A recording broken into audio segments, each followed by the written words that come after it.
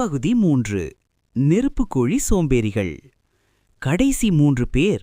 அவர்கள் மூவரும் ஒருவருக்கு ஒருவர் பேசிக்கொள்வதே கிடையாது. பேசினால் சக்தி வீணாகிவிடுமாம்.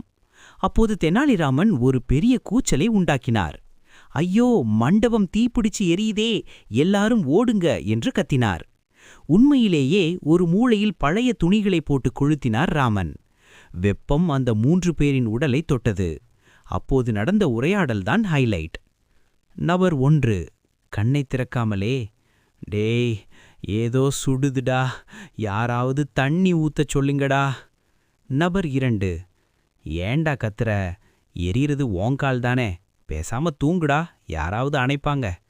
நபர் 3 மிகவும் கடுப்பாகி, ஏய், உங்க 2 பேருக்கும் அறிவே இல்லையா? பேசிக்கிட்டே இருந்தா நான் எப்படி தூங்குறது? அந்த நெருப்பு அணையிற வரைக்கும் சும்மா இருங்கடா. கிளைமேக்ஸ் திருப்பம். இதை கேட்ட தெனாலிராமன் கையில் ஒரு வாளியுடன் வந்தார். பரிசு தொகை இதோ என்று சொல்லி அந்த 3 பேர் மீதும் ஐஸ் கட்டிகள் கலந்த குளிர்ந்த நீரை ஊற்றினார். சுர் என்று ஐஸ் நீர் பட்டதும் அந்த 3 சோம்பேறிகளும் துள்ளி குதித்து எழுந்தனர். தெனாலிராமன் சொன்னார், மன்னா, இவர்களுக்கு பரிசு கொடுக்க தேவையில்லை. இவர்களுக்கு தண்டனையாக நம் அரண்மனை தோட்டத்தில் உள்ள கிணற்றிலிருந்து தினமும் 100 குடம் தண்ணீர் இறைக்கச் சொல்லுங்கள். அப்போதுதான் இவர்களுடைய சோம்பேறித்தனம் தீரும்.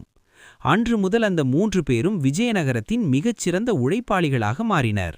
ஊர் மக்களும், அப்பாடா, சோம்பேறியாக இருந்தால் தெனாலிராமன் ஐஸ் தண்ணீர் ஊற்றுவார் என்று பயந்து வேலை செய்ய ஆரம்பித்தனர்.